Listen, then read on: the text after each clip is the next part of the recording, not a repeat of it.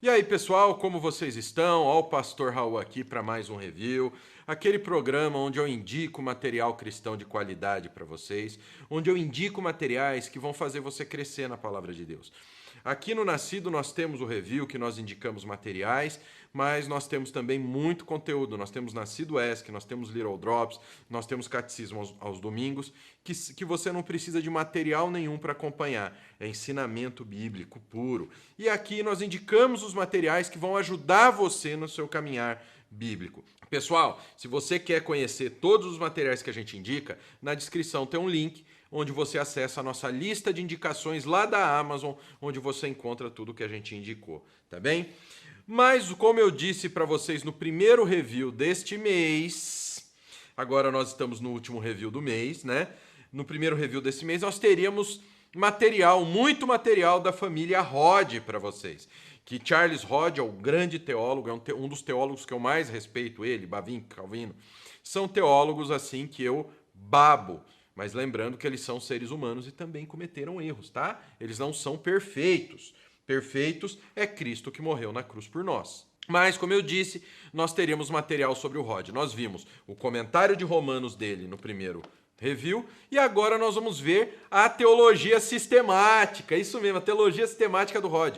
Essa daqui é a teologia sistemática de Charles Rod. Rod, velho Rod, o Rod papai. Nós vamos ver hoje... Peraí que isso aqui é um tolete. Nós vamos ver hoje a teologia sistemática do Filho. Isso mesmo, hoje nós vamos ver os esboços de teologia do A. Rod. Tá? Nós vamos ver depois lá, o nome dele era Archibald. Archibald, eu acho um nome assim muito charmoso. Um nome, sabe, se eu tivesse um filho eu colocaria o nome dele de Archibald, com CH e tudo, entendeu? Então, esboços de teologia é o quê? Uma teologia sistemática do filho do Charles Rod. Então nós estamos vendo aqui a teologia sistemática de um cara que deu testemunho dentro da sua família. Olha que coisa maravilhosa. Então o pai fez um trabalho fenomenal, um trabalho grandioso pra gente. Olha o tamanho da teologia sistemática do Charles, tá? É um cara com uma capacidade, uma experiência e transmitiu isso para o seu filho. Olha, a Rod, essa teologia sistemática fala, mas é um volume pequeno.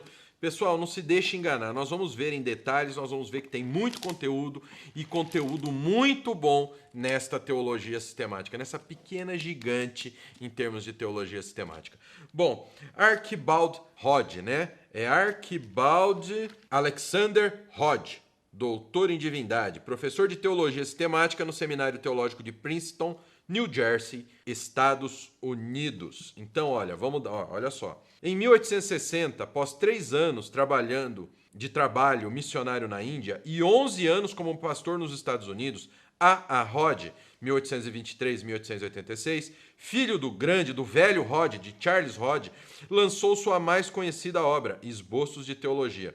Expandida e revisada, a obra foi reimpressa na sua forma final em 1878, quando Rod havia alcançado sua plena maturidade e iniciado seus 8 anos memoráveis de ensino no Seminário Teológico de Princeton. Como uma síntese magistral, não somente do que havia sido ensinado em Princeton, mas por mais de 60 anos, mas também das posições doutrinárias do cristianismo histórico, os esboços deram ao autor o título de o popularizador da teologia científica, segundo o Dr. Russell Shedd. Outro contemporâneo escreveu: será difícil achar uma obra de semelhante porte, onde tanta teologia é apresentada tão claramente e ao mesmo tempo exposta de forma tão sucinta e interessante. A. Rod era mais do que um habilidoso resumidor. Ele era um dos grandes teólogos do mundo, possuidor de algumas sublimidades de gênio. Os poderosos elementos de grande pensador, conforme declarou W.M. Paxton, quando Rod faleceu. Falando de seu objetivo como professor de teologia, o autor certa vez escreveu: eu oro e labuto para que ao ganhar largura não percamos a altura, e ao ganhar a paz e amor não percamos a pureza e verdade. Segundo a opinião de C.H. Spurgeon, ele foi longe na tentativa de alcançar esse ideal. Ao escrever para milhares que leem The Sword and the Trowel, Spurgeon disse: recomendamos os esboços de teologia a todos os que gostariam de ser bem instruídos na fé. É um livro de texto padrão do nosso seminário. Divergimos dos seus ensinos sobre o batismo, porém em tudo mais endossamos. Rode em cada detalhe. Ou seja, de um cara desse que a gente está falando. Como se a grandeza do seu pai, o velho Rod, já não fosse o suficiente, essa família nos brindou com o Archibald também. Bom, então vamos parar de conversa fiada e vamos lá para aquilo que vocês querem. Vamos ver essa pequena gigante que é o esboço de teologia aqui do Charles Rod. Bom, pessoal, A. Rod. Esboços de teologia é a teologia sistemática do A. Rod. Aqui a gente tá vendo uma capa linda, só que não, da editora que realmente, mas não fiquem com medo. Isso daqui é uma luva, tá? Na realidade, a encadernação também é feia. E um hot stampingzinho, olha só os defeitos no hot stamping. É uma outra época, né? Isso daqui, na realidade, acho que nem é hot stamping. Isso daqui tá com cara de ser silk screen, entendeu? Porque ela não tem... Você vê que ela não tem a marca da prensa do hot stamping aqui. Mas é uma encadernação, ó, tradicional, editora Pes, entendeu? Mas para um livro, pelo conteúdo, a estrela desse livro não é projeto gráfico, mas o conteúdo, tá? Porque se dependesse do projeto gráfico, só por Deus. Ó, esboços de teologia, Archibald Alexander Rod, D.D., doutor em divindade, se eu não me engano. Professor de teologia sistemática no Seminário Teológico de Princeton, New Jersey, Estados Unidos da América. Publicações evangélicas selecionadas. Isso que quer dizer o PES, rapaz. Aqui está o endereço, caixa postal.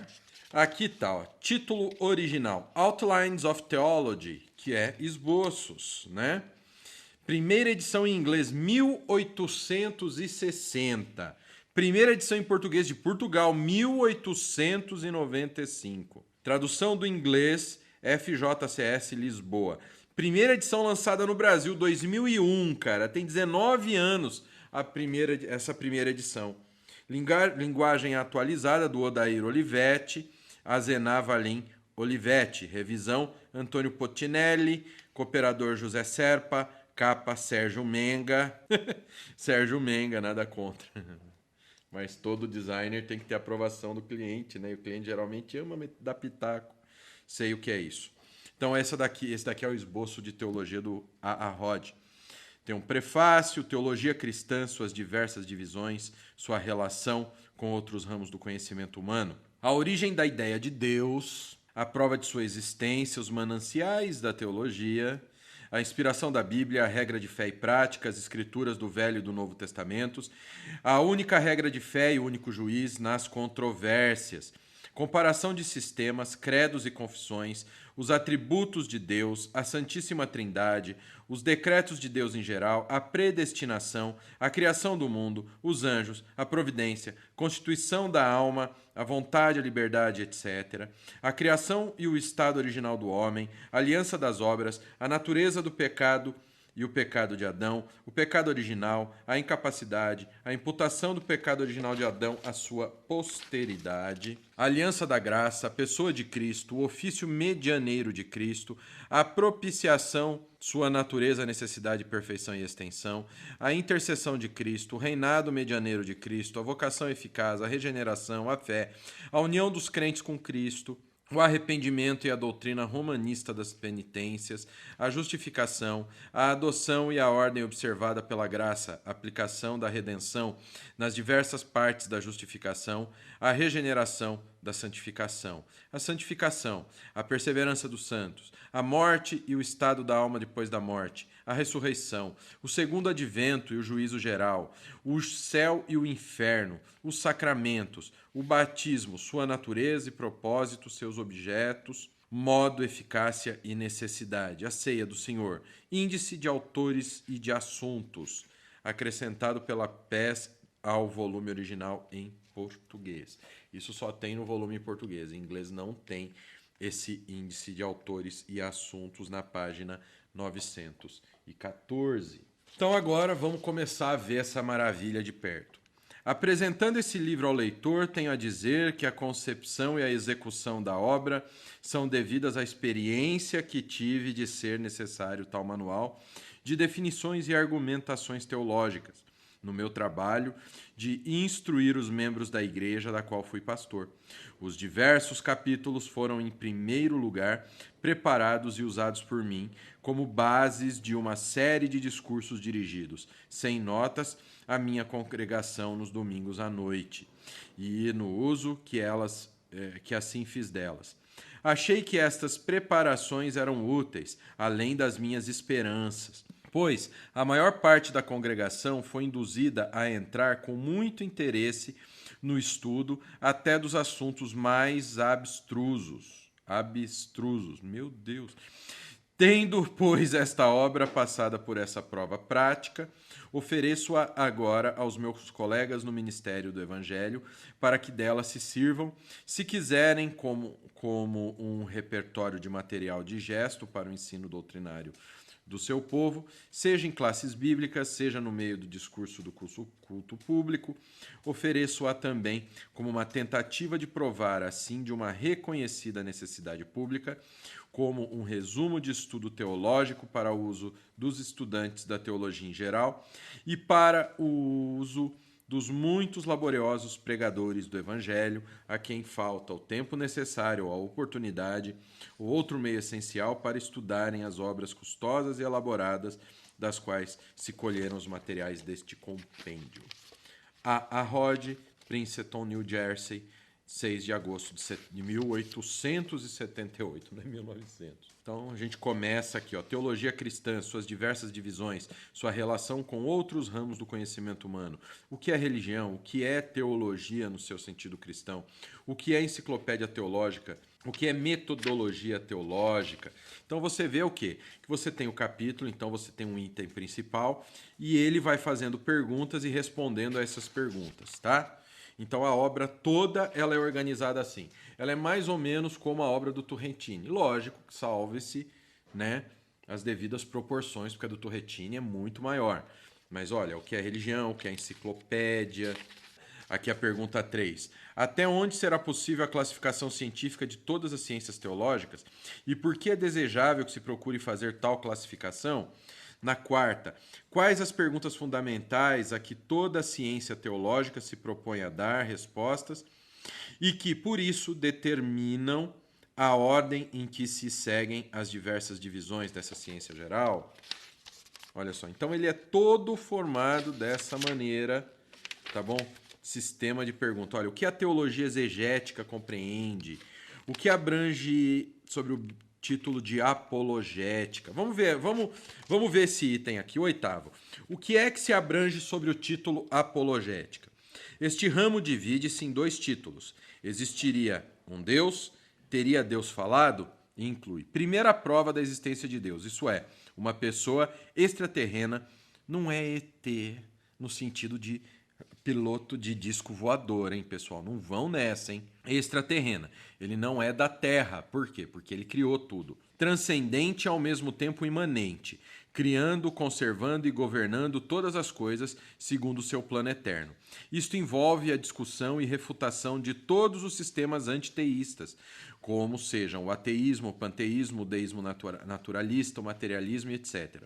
Segundo, o desenvolvimento da teologia natural, compreende a relação em que Deus está como governador moral para com os agentes inteligentes e responsáveis, e as indicações da sua vontade e propósito, e por conseguinte, dos deveres e destinos dos homens até onde é possível descobri-los à luz da natureza.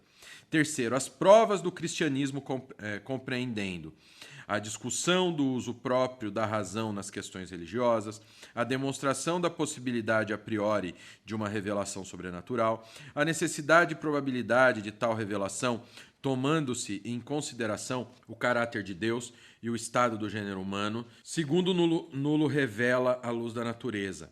Quarto, a prova positiva do fato real de que tal revelação foi dada. A. Mediante os profetas do Velho Testamento. B. Mediante os profetas do Novo e, sobretudo, na pessoa e obra de Cristo. Isso envolve, naturalmente, a discussão crítica de todas as provas que dizem respeito a esse ponto. tanto externas como internas, históricas, racionais, morais e espirituais, naturais e sobrenaturais, teóricas e práticas, e a refutação de toda a crítica histórica e racionalista que tem impugnado o fato da revelação ou a integridade dos escritos que a contém. Muito daquilo que se acha mencionado aqui fará necessariamente compreendido também sob os títulos de teologia sistemática e teologia exegética. Pessoal, vocês viram que a linguagem não é aquela linguagem mais, daquela linguagem mais moderna, de mais fácil entendimento. Mas quando se fala, por exemplo, apologética, se pensa em seita e heresia. E está errado. Vocês viram tudo que compreende a apologética? Então isso daqui é um livro técnico, não é para o novo convertido, é para quem tem uma boa educação secular. Vou dizer para vocês a parte da alfabetização, que ele usa uma linguagem muito rebuscada, muito antiga, entendeu? Ó, o que a teologia exegética compreende? Por exemplo, aqui, ó, introdução geral, compreende crítica superior, alta crítica, crítica do texto, crítica textual, filologia bíblica. Aí a gente tem arqueologia bíblica, hermenêutica, inspiração bíblica, história da interpretação, introdução especial, exegese própria, e aí vai. Tá vendo? Aqui a gente já vem, ó. O que se acha compreendido sob o título de teologia sistemática?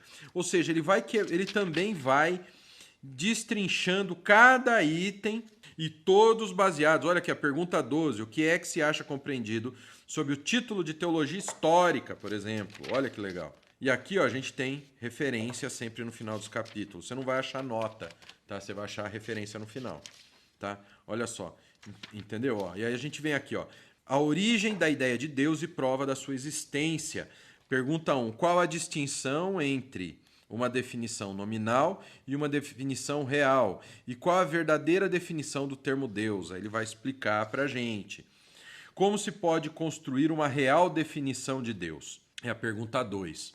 Então responde, é evidente de que Deus pode ser definido só até onde nos é conhecido, e a condição da possibilidade de o conhecermos é o fato de que fomos criados à sua imagem. É preciso que toda definição de Deus pressupõe o fato de que, em algum sentido essencial, ele e suas criaturas inteligentes são seres do mesmo gênero.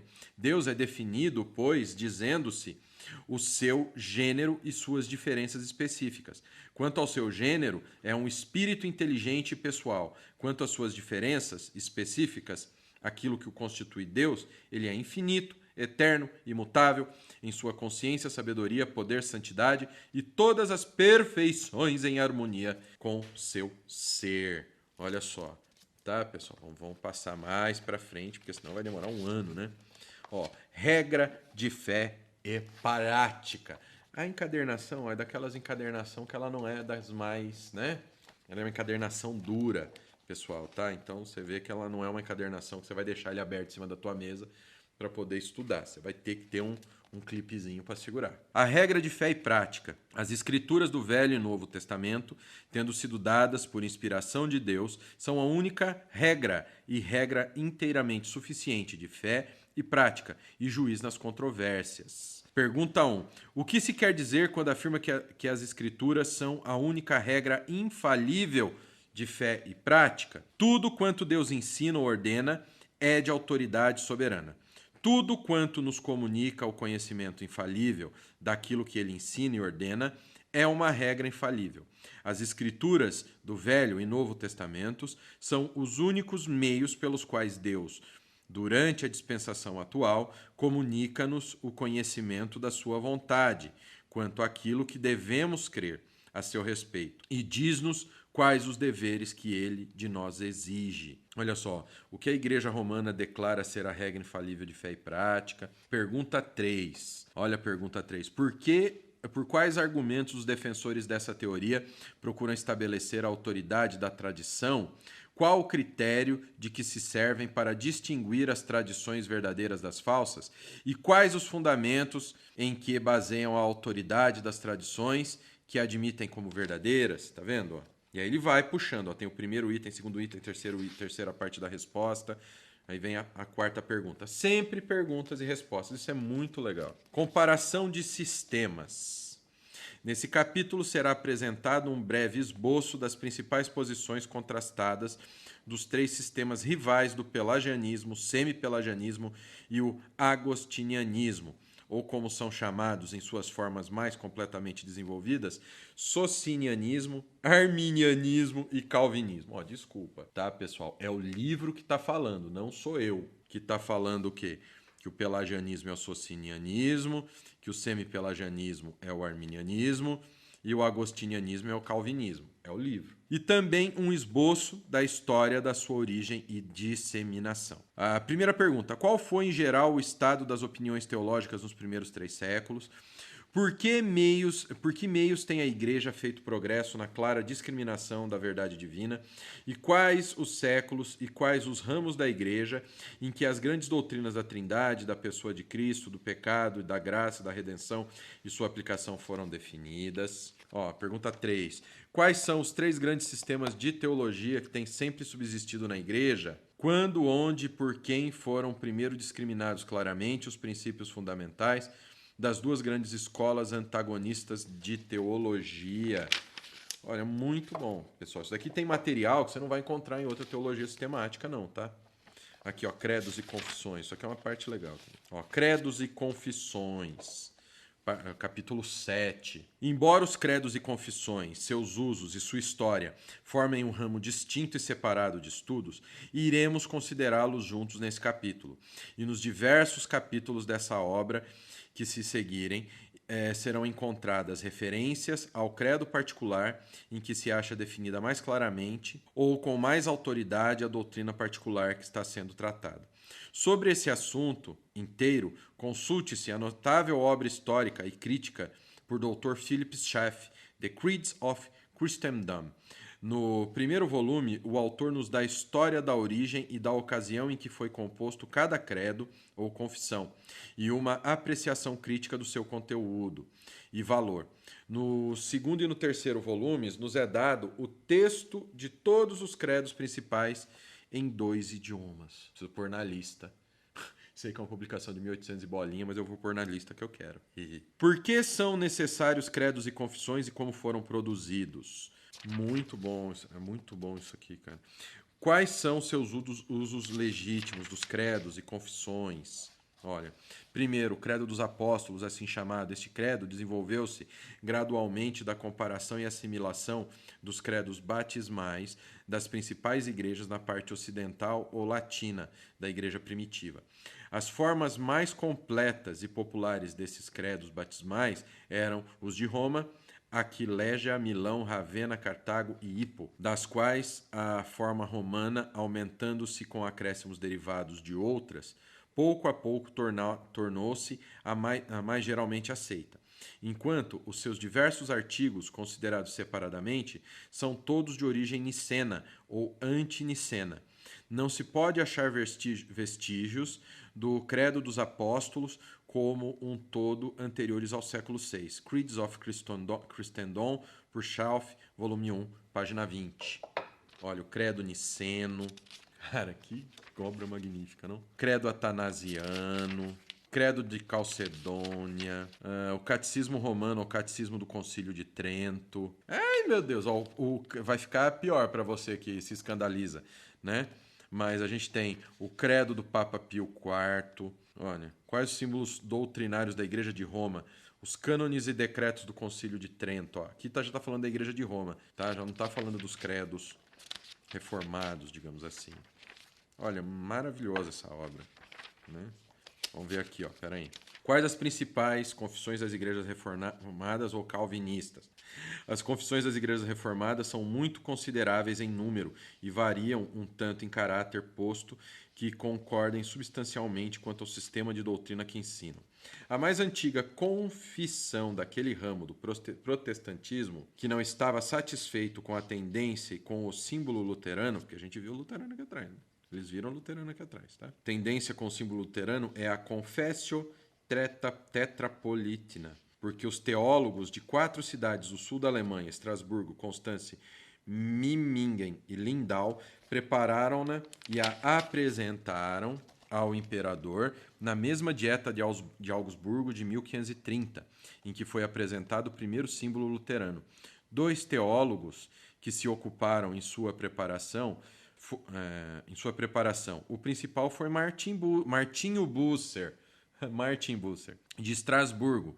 Consta de 22 artigos e concorda geralmente com a Confissão de Augsburgo. Os pontos de diferença pertencem à doutrina sobre os sacramentos, que aí começa o pau, né? Quanto a esse assunto é zwingliana, ou seja, é a confissão perfeita, né, pessoal? Praticamente. Em 1532, porém, essas 4 cidades adotaram a Confissão de Augsburgo, de modo que a Confessio Tetrapolitana deixou de ser o símbolo adotado formalmente por qualquer ramo da Igreja Luterana. As confissões reformadas de maior autoridade entre as igrejas são as seguintes: a Helvética, o Catecismo de Heidelberg, os 39 artigos da Igreja da Inglaterra, os cânones do Sínodo de Dort. Terceiro, há ainda mais algumas confissões reformadas que, embora não sejam símbolos normais de doutrinas de grandes denominações de cristãos, são, contudo, de muito interesse clássico e de autoridade por causa de seus autores ou das circunstâncias em que originaram. Então nós temos o Consensus Tigurinus, Consensus de Zurich, ou o Consenso Mútuo dos Pastores da Igreja de Zurich, Consensus Genevensis, a fórmula Consensus Helvética. Cara, maravilhoso. Pessoal, vamos correr, porque senão vai ficar em 2 horas esse review, porque essa obra é magnífica. Predestinação. Em que diversos sentidos a palavra predestinação é empregada pelos teólogos? Olha só, fala em predestinação, já pensa que é em relação à salvação. Em que sentidos as palavras prognosco, pré-conhecer, e prognosis, pré-ciência, são empregadas no Novo Testamento? Que sentidos têm no Novo Testamento as palavras éclego, eleger, e ecloger, eleição? A quem se atribui a eleição nas Escrituras? Como se pode expor a teoria da predestinação, chamada teoria da eleição nacional, por seus defensores? Como se pode expor a teologia do individualismo eclesiástico, assim chamada por seus defensores? Olha, muita coisa. Vou dar uma corrida, porque senão a gente não termina hoje. Aliança das obras. Quais os diversos sentidos em que a palavra aliança ou pacto ou concerto é empregada nas Escrituras? Quais são os elementos essenciais de uma aliança? Como se pode mostrar que a constituição sobre a qual Adão foi posto por Deus na sua criação pode, com razão, ser chamada aliança? Aliança das obras. Aqui a gente vai de novo, agora aqui a gente vai para o pecado original. Peccatum habituale. Como se deve definir o pecado original? Por que esse pecado é chamado original? Não porque pertencesse à constituição original da nossa natureza, assim como esta saiu das mãos de Deus. E sim, primeiro, porque é derivado por geração ordinária de Adão, estirpe original da raça humana. Segundo, porque é a raiz interna ou a origem de todos os pecados efetivos que maculam a nossa vida. Esse pecado chama-se também, tecnicamente, peccatum habituale, ou um pecado que consiste num hábito ou um estado moralmente corrompido da alma, em distinção do pecado imputado e do pecado efetivo. Como se pode provar que a doutrina do pecado original não envolve a corrupção da substância da alma? Como se pode provar que o pecado original não consiste em alguma moléstia, nem somente na supremacia da parte sensorial da nossa natureza? Trata bem do pecado original. Depois tem capacidade, a imputação do pecado original, a aliança da graça. Todas as questões que dizem respeito ao assunto geral da redenção pertencem a um ou outro dos seguintes títulos. Primeiro, o plano da redenção, incluindo a aliança da graça e a eleição eterna, de que já se tratou acima no capítulo 11.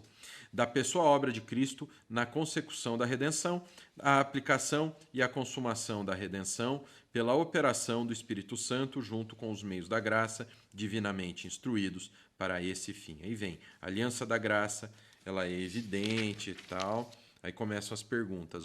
Qual o uso da palavra berite nas escrituras hebraicas? Tá? Então aqui tem todas as referências bíblicas. Qual o uso da palavra ditek no Novo Testamento? Morte, o estado da alma depois da morte.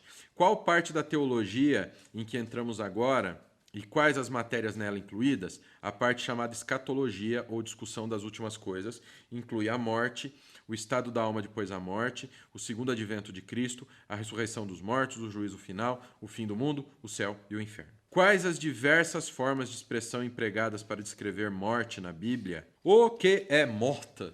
Que é morte? Qual a relação existente entre a morte e o pecado? Por que morrem os justificados?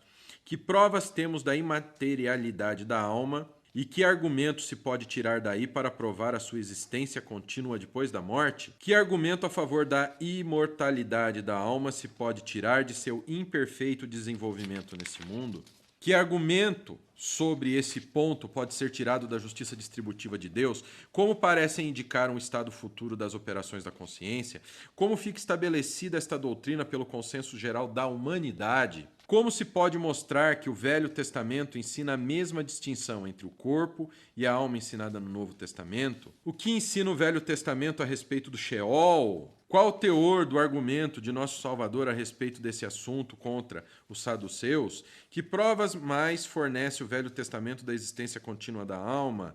E aí vai. O que nos ensina o Novo Testamento a respeito do estado da alma após a morte? Então aqui nós estamos falando da morte. Aí vem ressurreição. Aí vem o segundo advento, o juízo final. E aí a gente vem o céu e o inferno, encerrando, tá? A parte escatológica desse livro. Aí vem os sacramentos. Olha, pastor, sim, os sacramentos, os meios de graça, vêm depois. Tá bom? Necessidade dos sacramentos, o batismo, a ceia do Senhor. E aí a gente cai aqui no índice, né, no índice de assuntos, tá bem? E esse é o Esboços de Teologia do Rod, uma obra que não pode faltar na tua biblioteca, tá bom? Mas também é uma obra exaustiva, é uma obra que não é para o neófito, é uma obra para aquele que quer estudar já a teologia a fundo. Deus abençoe, pessoal. Bom, pessoal, espero que vocês tenham gostado dessa maravilha, Esboços de Teologia do A. Rod, um homem que sempre perseguiu, assim como o papai, ou seja, ele aprendeu com o papai a perseguir a exatidão das Escrituras.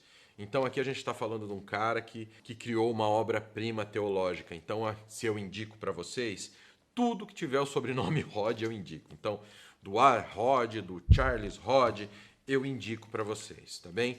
Então esse foi o review. Eu não tenho mais nem o que falar, porque eu já falei tanto dessas obras que presentes de Deus para a nossa vida, são presentes de Deus para o engrandecimento da nossa vida.